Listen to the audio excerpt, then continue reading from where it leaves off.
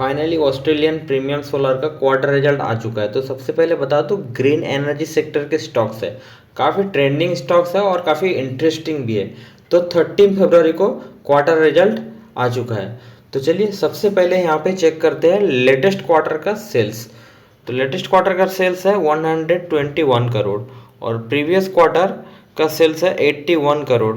Last year sales है 37 करोड़। तो सबसे पहले यहाँ पे देखते हैं ईयर ऑन ईयर, किसी भी कंपनी का ईयर ऑन ईयर सेल्स सबसे ज़्यादा इंपॉर्टेंट होता है। तो ईयर ऑन ईयर यहाँ पे सेल्स ग्रोथ हुआ है 223%। तो बहुत ही ज़बरदस्त, बहुत ही मैसिव हाई ग्रोथ हुआ है।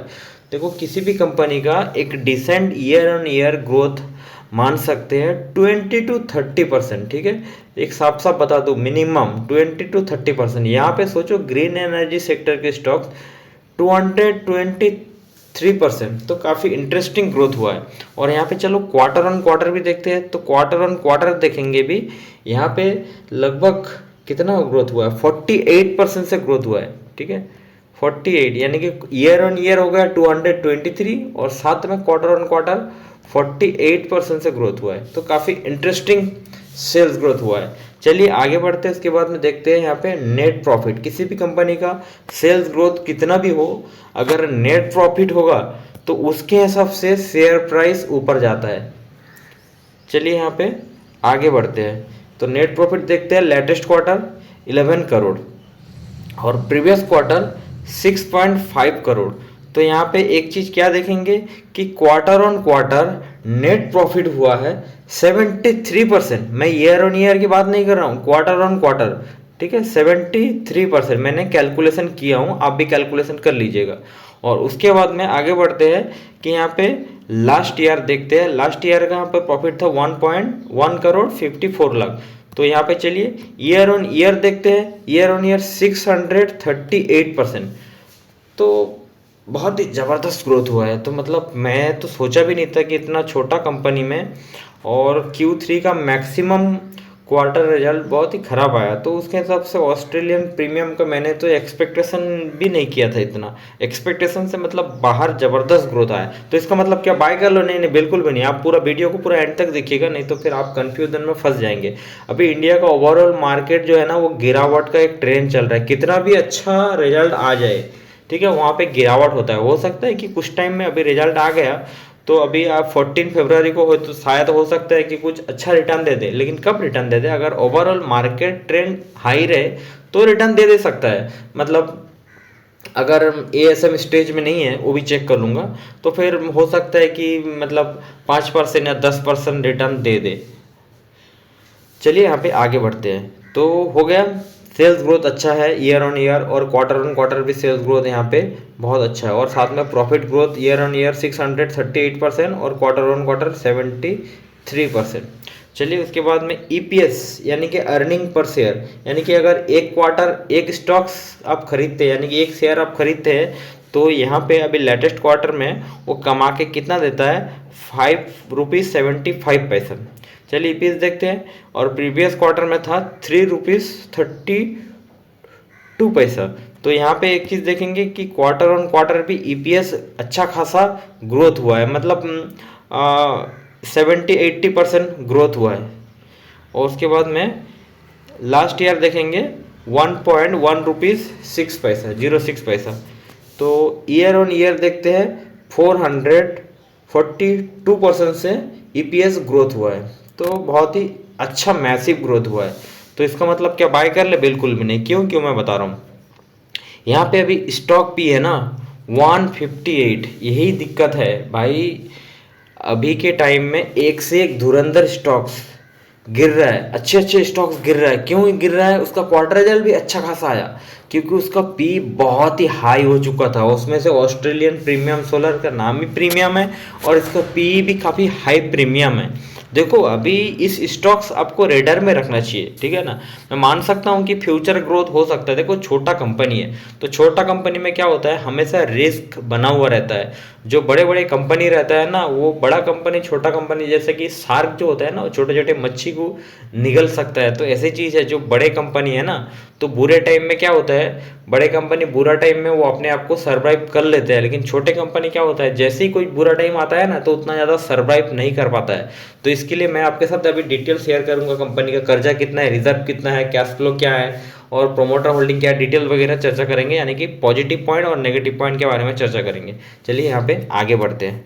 यहाँ पे बात करेंगे, मार्केट कैप देखेंगे 974 करोड़ की कंपनी है, और उसके बाद फिलहाल स्टॉक पी है 158, और इस स्टॉक पी को अगर महंगा है यानी कि शेयर प्राइस अभी 494 रुपीज़, तो अभी 994 रुपीज़, 494 रुपीज़, तो सस्ता है या महंगा है, इसको चेक करने के लिए जो स्टॉक पी अभी 58 है, तो उसको चेक करने के लिए इंडस्ट्री पी के साथ में कंपेयर करेंगे। इंडस्ट्री पी कितना है 49, तो उसके हिसाब से अभी ये काफ़ी ओवर प्राइस है, यही मैं बताना चाहता हूँ। सीधा सीधा यहाँ पे निकल के आता है वेरी ओवर प्राइस। तो क्या इसका मतलब स्टॉक बाय नहीं करें? बिल्कुल भी अभी बाय नहीं करना चाहिए, क्योंकि अभी ओवरऑल इंडिया का मतलब ट्रेंड देखेंगे, ओवरऑल मार्केट का वो गिरावट का यानी कि बेयर मार्केट है। अच्छे से अच्छे स्टॉक्स अभी कट रहा है, मतलब काफ़ी करेक्शन हो रहा है, क्योंकि इंडियन स्टॉक मार्केट में मतलब स्टॉक्स बहुत ज़्यादा मतलब अभी लास्ट अगर देखेंगे कोरोना के बाद से टोटली मतलब एकदम बुलिश था। बीच में थोड़ा सा वार हुआ था, तो उसमें यूक्रेन और उसके में वार हुआ था, तो उसकी वजह से कुछ थोड़ा सा गिरा था, लेकिन उसके बाद में देखेंगे totally overall market bull market था। तो इसकी वजह से इन जैसा स्टॉक्स को काफ़ी फ्यूचर डिमांड करके इसका काफ़ी मतलब रिटर्न दे दिया था। चलिए अभी निकल के आता है ओवर वैल्यूड, आपको रेडर में रखना है, स्टडी कीजिए, वॉच कीजिए, एक दो क्वांटिटी से आप चेक कर सकते हैं, उससे आपका कुछ खजाना चला नहीं जाएगा, लेकिन बट रिस्की बन रहा है भाई। अभी अगर देखेंगे कितना ऐसा स्टॉक्स है, जैसे कि मैं KNS टेक्नोलॉजी की बात कर रहा हूँ, अभी KPI ग्रीन की बात कर रहा हूँ, अभी वरी एनर्जी की बात कर रहा हूँ, तो क्या कंपनी बुरा है, कंपनी बर्बाद हो गया? नहीं भाई, कंपनी इतना ज़्यादा रिटर्न दे दिया था ना, उसका पी बिल्कुल हाई हो गया था, इंडस्ट्री पी की कंपेयर में काफ़ी हाई हो गया था, तो इसके वजह से मतलब अच्छा खासा करेक्शन हो रहा है। चलिए यहाँ पे आगे बढ़ते हैं। सबसे पहले यहाँ पे देखेंगे year on year sales growth. यहाँ पे सबसे पहले देखते हैं कि देखेंगे सेल्स ग्रोथ 58% से ग्रोथ हो रहा है, और प्रॉफिट ग्रोथ 86% से ग्रोथ हुआ है।